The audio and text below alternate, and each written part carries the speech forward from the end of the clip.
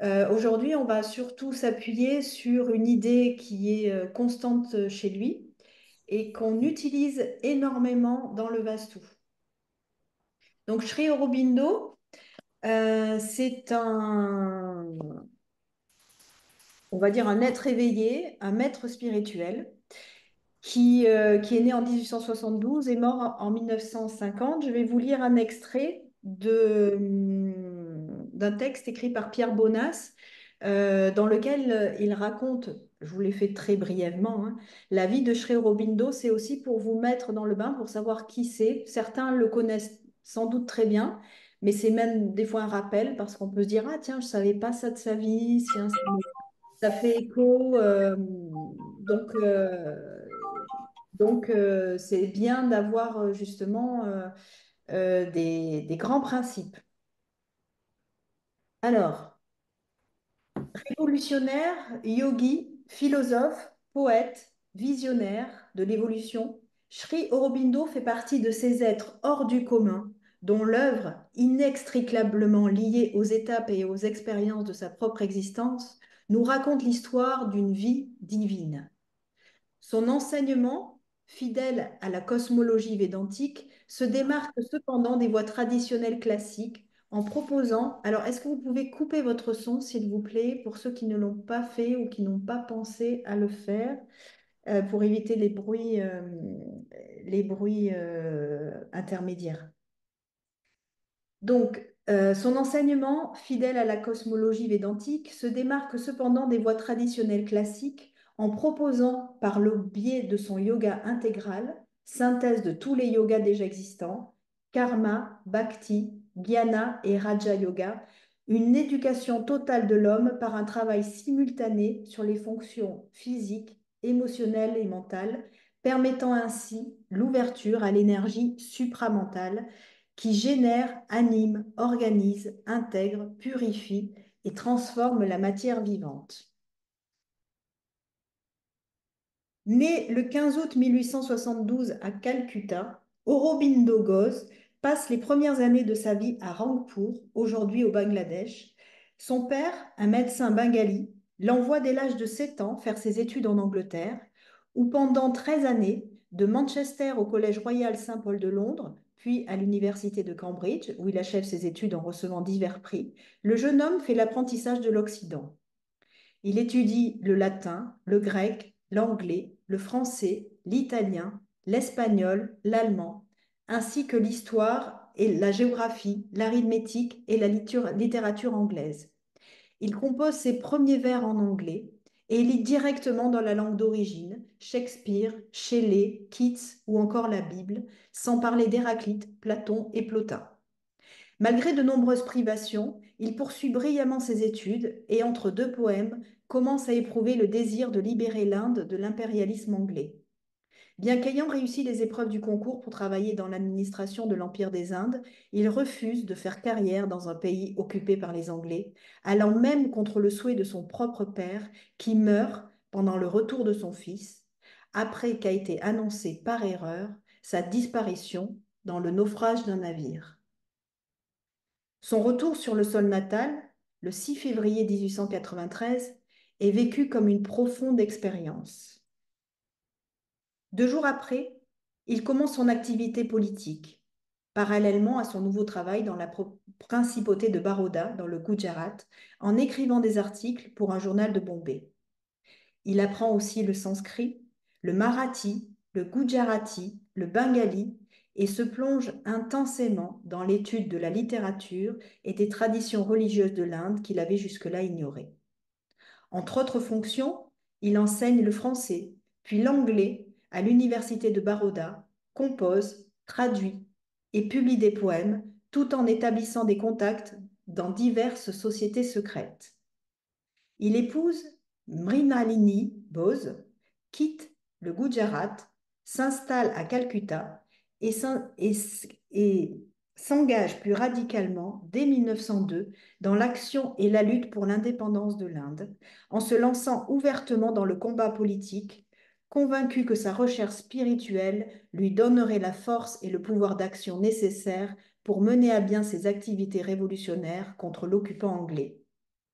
En 1906, il est le premier à demander publiquement une autonomie totale de l'Inde, libre de contrôle britannique.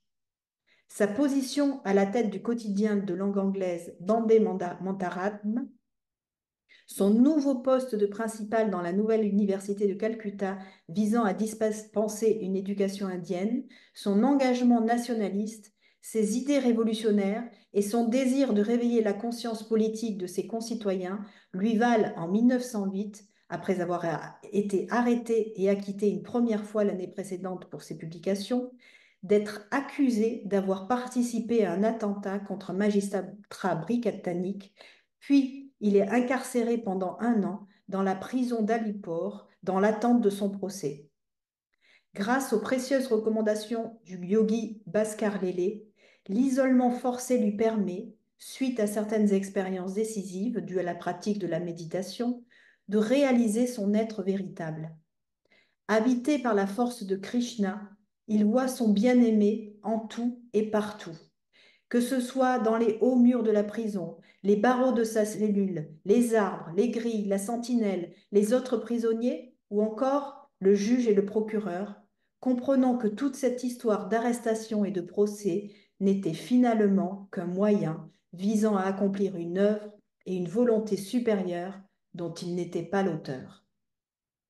Acquitté le 6 mai 1909, il lance 2 nouveaux hebdomadaires, Karma Yogin et Dharma, et renonce à toute action politique.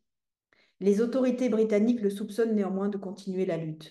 Poursuivi, espionné et même menacé de déportation, il passe clandestinement à Chandernagore en 1910, puis il se réfugie et s'installe en territoire français, à Pondichéry, où après plusieurs déménagements et 2 tentatives de kidnapping par la police britannique, il commence sa vaste entreprise spirituelle par une longue série d'expériences intérieures et son grand travail visant à la transformation de la nature humaine.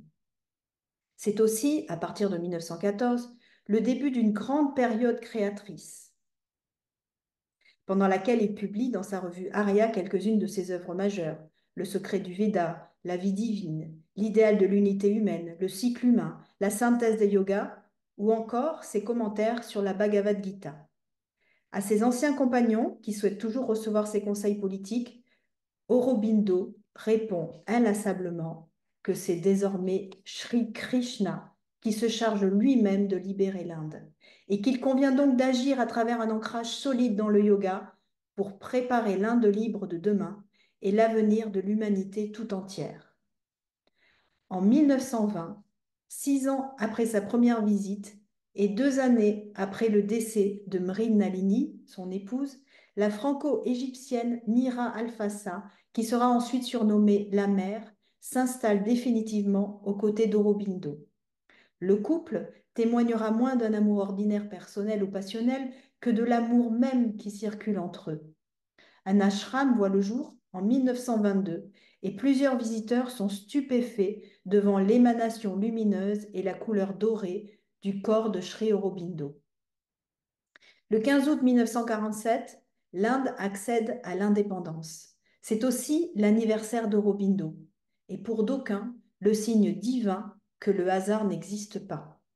Soucieux de perpétuer ses liens privilégiés avec Pondichéry, le gouvernement français envoie Maurice Schumann, symbole de la résistance, à la rencontre du sage indien. L'influence morale de Sri Aurobindo est telle qu'en acceptant de recevoir cet émissaire, il permet à la France de différer son retrait.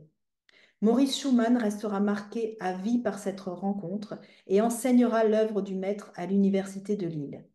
Après avoir achevé en quelques 23 800 vers son poème épique Savitri, inspiré d'une vieille légende indienne, tout autant symbole de la quête de l'immortalité que révélation adressée à l'humanité nouvelle qui commençait alors à naître ici et ailleurs.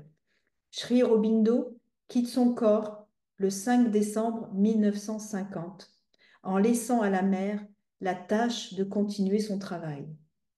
C'est ainsi que le 28 février 1968, elle fonde officiellement la communauté d'Auroville, afin de voir un endroit sur la planète où tous les êtres de bonne volonté, sincères dans leurs aspirations, pourraient vivre librement en citoyens du monde, obéissant à une seule autorité, celle de la vérité suprême, un lieu de paix, de concorde et d'harmonie.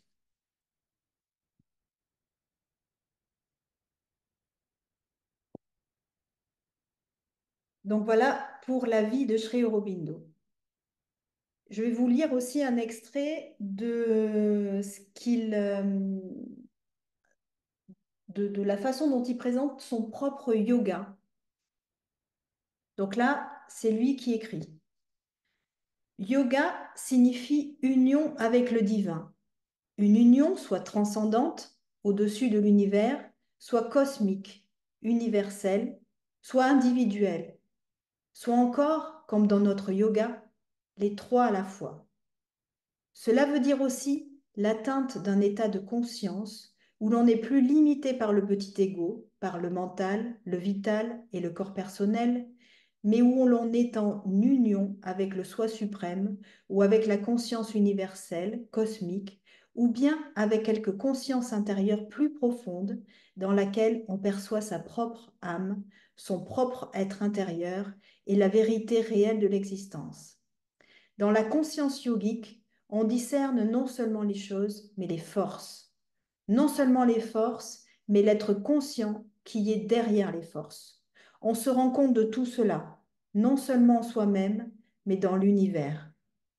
Il y a une force qui accompagne la croissance de la conscience nouvelle et qui à la fois croît avec elle et l'aide à naître et à se parfaire. Cette force est la Shakti du yoga, Yoga Shakti. Elle est ici repliée et assoupie dans tous les centres, les chakras de notre être intérieur. Et elle est à la base de la colonne vertébrale, ce qu'on appelle dans les tantras la Kundalini Shakti. Mais elle est aussi au-dessus de nous, au-dessus de notre tête, en tant que force divine. Et là, elle n'est ni repliée, ni enveloppée, ni assoupie, mais elle est éveillée, consciente et puissante, étendue et vaste. Elle est là, attendant de se manifester. Et c'est à cette force, au pouvoir de la mère, que nous devons nous ouvrir. Dans le mental, elle se manifeste comme une force mentale divine ou comme une force mentale universelle. Et elle peut faire tout ce dont le mental personnel est incapable. C'est alors la force mentale yogique. Lorsqu'elle se manifeste et agit de la même manière dans le vital ou le physique, elle y apparaît comme une force vitale yogique ou comme une force corporelle yogique. Elle peut s'éveiller sous toutes ses formes, jaillissant en dehors et en haut, se développant en ampleur d'en bas, ou bien elle peut descendre et devenir un pouvoir défini pour l'action. Elle peut se déverser dans le corps, œuvrant, établissant son règne, se développant en ampleur d'en haut. Elle peut relier ce qui est le plus bas en nous à ce qui est le plus élevé au-dessus de nous. Elle peut libérer l'individu dans une universalité cosmique ou dans l'absolu et le transcendant. Lorsque la paix est établie, cette force supérieure ou divine qui vient d'en haut peut descendre et travailler en nous. D'habitude, elle descend d'abord dans la tête et libère les centres du mental interne, puis dans le centre du cœur et libère entièrement l'être psychique et émotif, puis dans le centre ombilical et les autres centres vitaux et libère le vital intérieur, puis dans le Muladhara et au-dessous et libère l'être psychique interne. Elle travaille pour la perfection aussi bien que pour la libération. Elle prend la nature tout entière, élément par élément, la traite, éliminant ce qui doit être éliminé, sublimant ce qui doit être sublimé, créant ce qui doit être créé. Elle est complète, elle harmonise, elle établit dans la nature un rythme nouveau. On doit faire bon accueil à tout ce qui vient, car il n'y a pas de règle absolue qui s'applique à tous. Mais si la paix n'est pas venue la première, il faut prendre garde de s'enorgueillir dans une exaltation vaniteuse ou de perdre l'équilibre. De toute façon, le mouvement capital se produit lorsque la force ou Shakti divine, le pouvoir de la mer descend et prend le contrôle, car alors l'organisation de la conscience commence et la base du yoga devient plus vaste. Donc il s'agit ici du livre, je vous le montre, c'est La force du yoga, Sri Aurobindo, La force du yoga, avec l'introduction par Pierre Bonas et des extraits des enseignements de Sri Aurobindo. Donc il explique par la suite que cette force, la Shakti, qui est incarnée par la mère telle qu'il l'a comme compagne, puisque la mère, on l'appelle la mère, Mira Alfassa, elle représente la mère divine et la force de la Shakti. Et sans cette force, en fait, rien ne peut et rien ne se meut, rien n'est possible. Et c'est très important, il me semble, euh, les dernières phrases qu'il dit lorsqu'il dit qu'on doit faire un bon accueil à tout ce qui vient, car il n'y a pas de règle absolue qui s'applique à tous. Mais si la paix n'est pas venue la première, il faut prendre garde de s'enorgueillir dans une exaltation vaniteuse ou de perdre l'équilibre. De toute façon, le mouvement capital se produit lorsque la force ou la Shakti divine, le pouvoir de la mer, descend et prend le contrôle. Effectivement, c'est cette énergie, on peut la sentir, et cette énergie, elle est vectrice de paix. Et si elle n'est pas vectrice de paix, il peut y avoir une dissonance et quelque chose qui devient distordu, ce qu'il explique. Donc, nous, comment, au travers du Vastu, on peut, déjà ces mots qui sont puissants, on peut déjà se les approprier. Et alors déjà, on se les est appropriés en faisant du Vastu. C'est-à-dire que on est, à travers le Vastu, on, on va amener cette force qui est la force de la Shakti au travers de l'habitat. C'est-à-dire que la maison, elle est comme un corps et vous avez, comme Sri Aurobindo l'explique, vous avez dans notre propre corps, nous, on a les chakras. Eh bien, dans la maison, on peut parler des points marma qui sont parfois obstrués et qui sont des centres d'énergie. Donc déjà, il y a besoin de faire déployer ces points marma et de les libérer. Et d'autre part, donc il y a ce mouvement qui est ascendant de libération. Et puis, donc ça, c'est un mouvement que l'on opère, mais avant tout et en amont, on fait venir la force, on fait venir l'énergie dans la maison. On, on, on va capter l'énergie cosmique et la transmuter en énergie vitale de manière à ce qu'elle circule dans la maison. Donc, on peut voir cette maison comme comme un catalyseur d'énergie. Et nous, qu'est-ce qu'on fait à travers de cette liaison? Eh bien, on est des transmuteurs, c'est-à-dire on va poser des outils dans la maison de manière à ce que l'on puisse capter cette énergie divine et, d'une certaine manière, diviniser la matière, apporter du divin. Alors, évidemment, quand on fait cette expérience, on peut être parfois transporté par cette énergie, et ça peut se ressentir par beaucoup de joie intense, à faire circuler, à permettre à l'énergie de circuler. Mais il peut y avoir des choses un petit peu plus sourdes, un petit peu plus invisibles, un petit peu plus obstruées aussi par des tas de critères.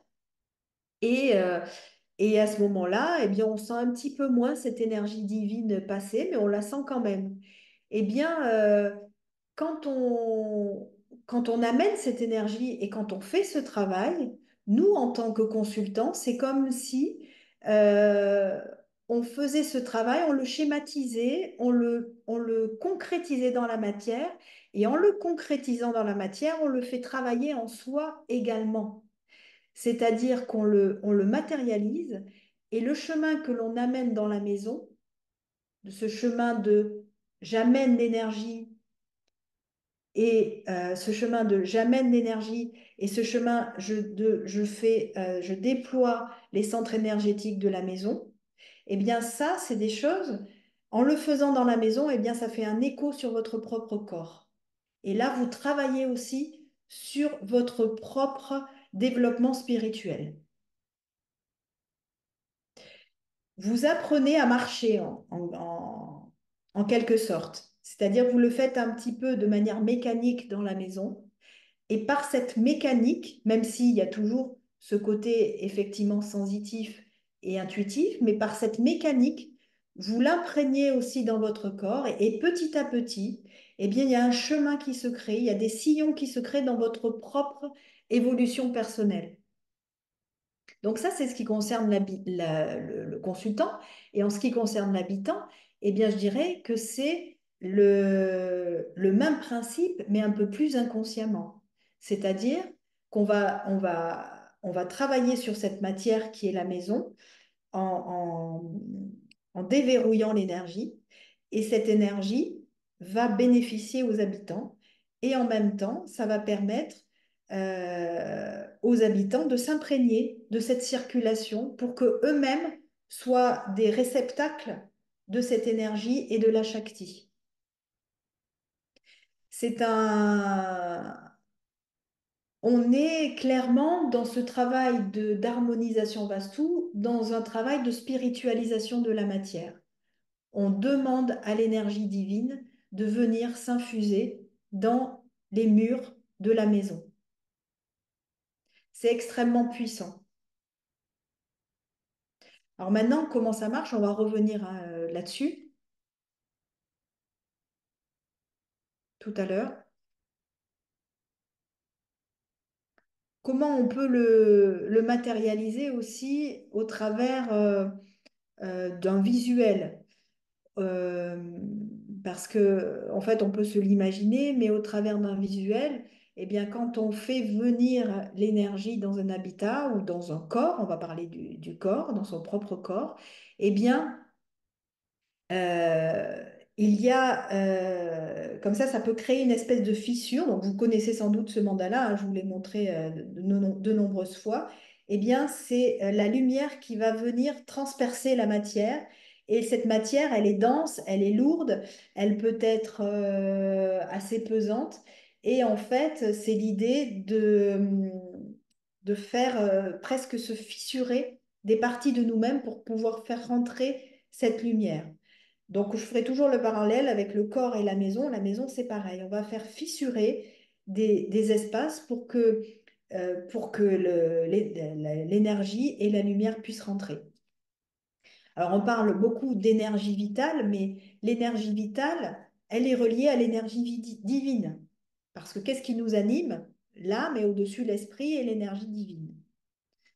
Et ce mandala, Surya, c'est vraiment pour aussi, c'est le mandala de Genèse. C'est le mandala qui va justement permettre cette ouverture, ou en tout cas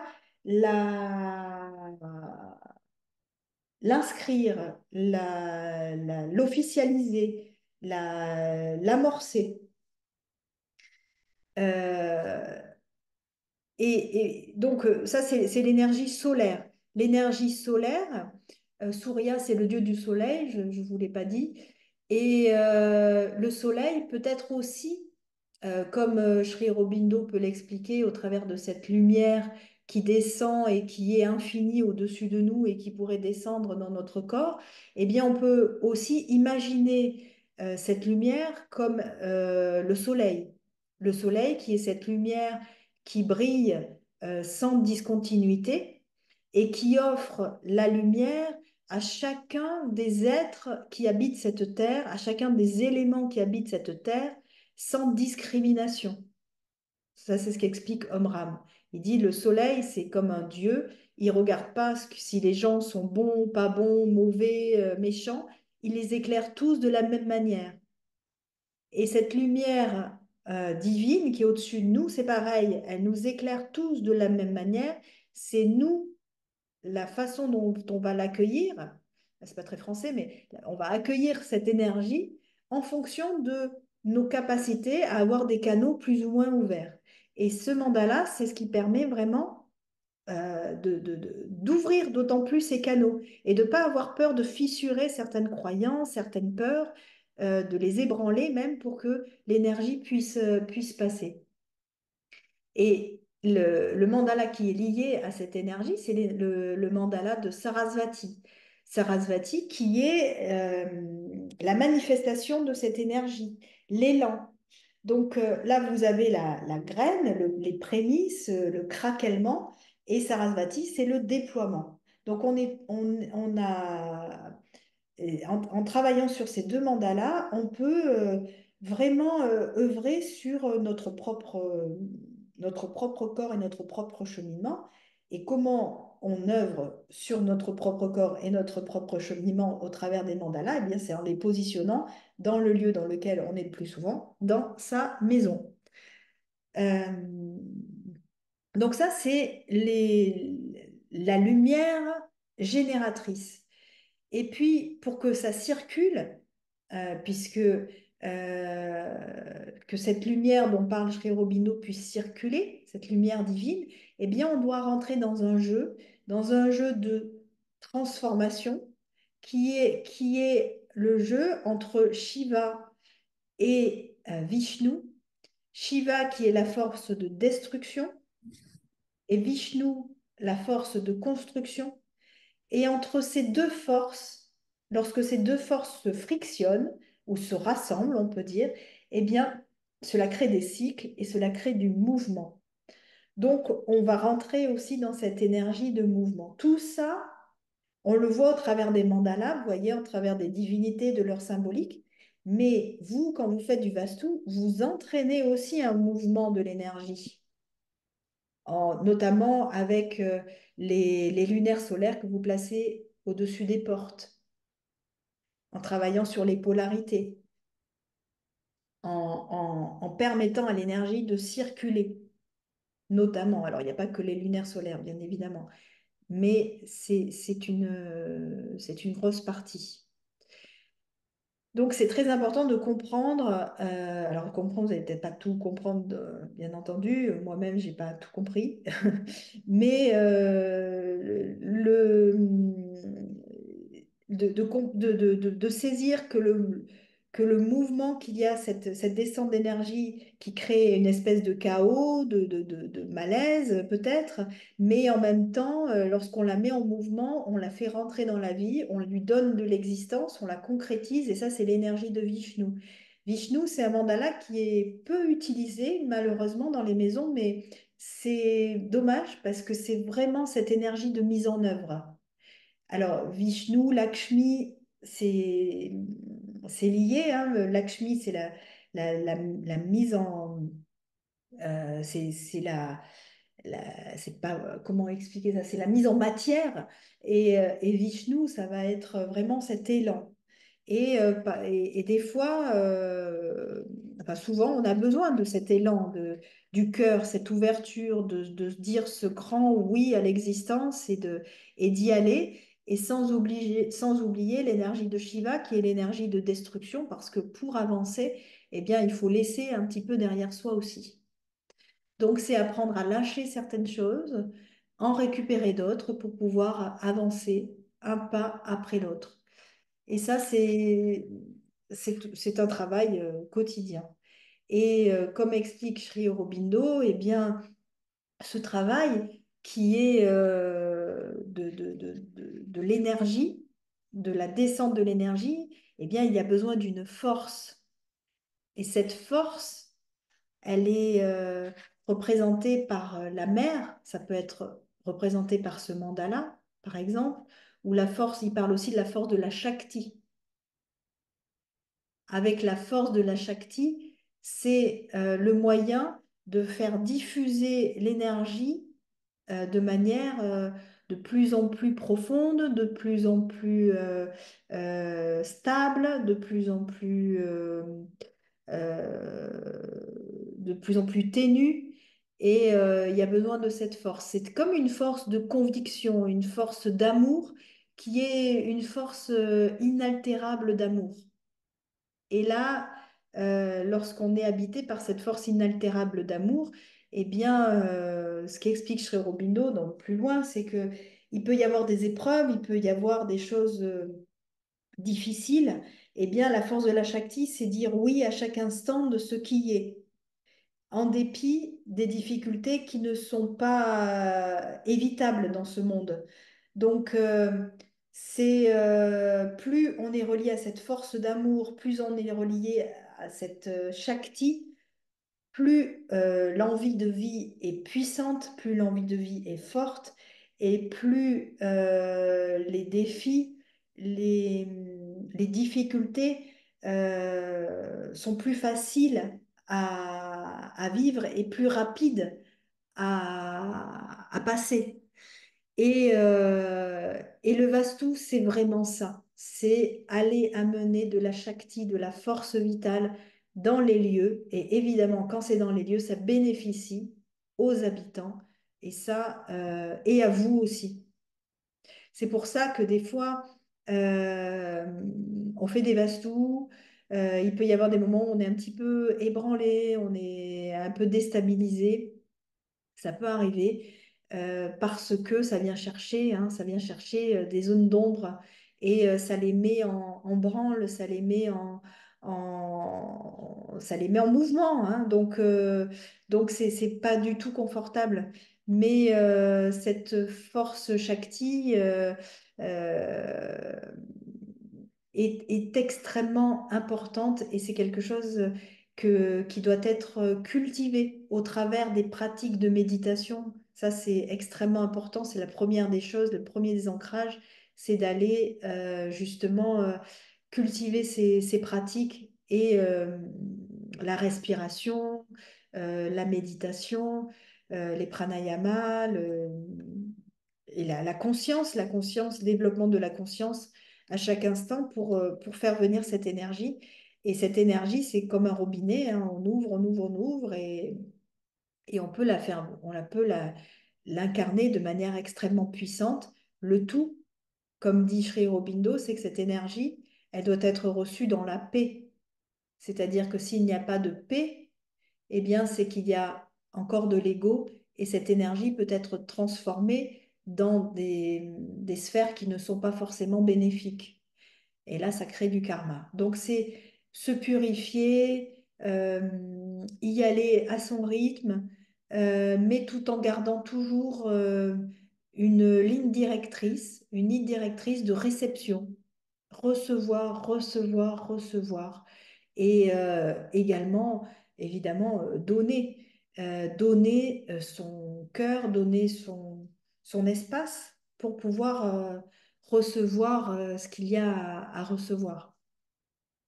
Et donc, là, au centre de ce symbole, vous avez le symbole de la mer que vous avez vue en photo. Et puis, vous avez donc cette manifestation-là, vous avez plein de manifestations de la mer divine, euh, on en parle souvent aussi hein, au niveau des mandalas. J'avais aussi envie de parler de Durga, qui est la force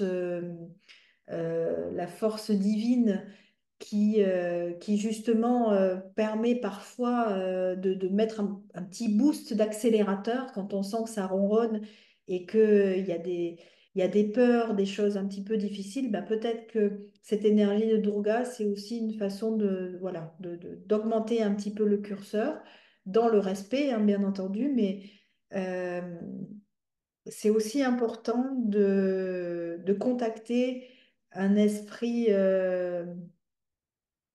guerrier de lumière, j'ai envie de dire, quelque chose d'assez dans l'action. Donc, quand on revient sur le Vastu, donc comment on amène cette force? Ben, je vous l'ai dit, hein, par rapport aux pratiques que vous faites, donc la méditation, les pratiques de Vastu. Il faut prendre la pratique de Vastu comme une pratique spirituelle. Évidemment, commercialement, suivant avec qui vous avez affaire, ça sera peut-être pas entendable comme ça, mais en tout cas, ça l'est un petit peu quand même, la plupart du temps. Et donc, c'est vraiment le prendre comme une pratique spirituelle. Les conséquences sur la maison, eh bien, c'est évidemment d'amener beaucoup plus d'énergie vitale, beaucoup plus de force, apporter beaucoup plus de mouvement aux habitants qui habitent ces lieux. Euh, ce qu'il y a, c'est que effectivement, du mouvement, j'entends un mouvement intelligent, pas une suractivité qui pourrait être symptomatique d'une fuite. C'est vraiment un mouvement sûr, un mouvement de confiance, un grand oui. Et pour le consultant, c'est aussi une façon d'avancer sur son propre cheminement intérieur. Après, comme je vous dis, c'est chacun son rythme. Certains ont fait un travail déjà en amont qui ont permis au Vastou d'arriver très très vite dans leur existence. Et ça, c'est venu comme une concrétisation, et puis ça se concrétise et ça se met en route.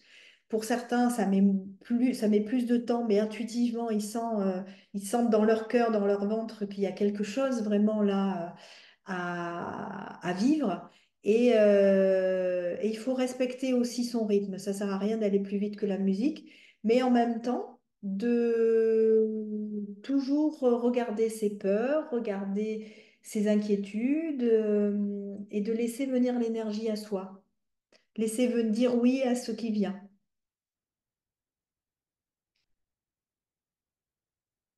Donc, par rapport à ça, euh, bon, effectivement, l'enseignement de Sri Aurobindo est vaste et je ne peux que vous conseiller de lire notamment Savitri. C'est magnifique, ce sont des poèmes. Même prendre une page de Savitri, en lire. Moi, c'est ce que je fais. Des fois, j'ouvre une page du recueil de poèmes Savitri et je lis 2 pages comme ça. Et la mère, et mère, qui est donc la compagne de Sri Aurobindo, disait, si vous avez une question, prenez le livre de Savitri et prenez n'importe quelle page, vous allez trouver la votre question. Effectivement, c'est magique. Et elle disait que ça marchait à tous les coups.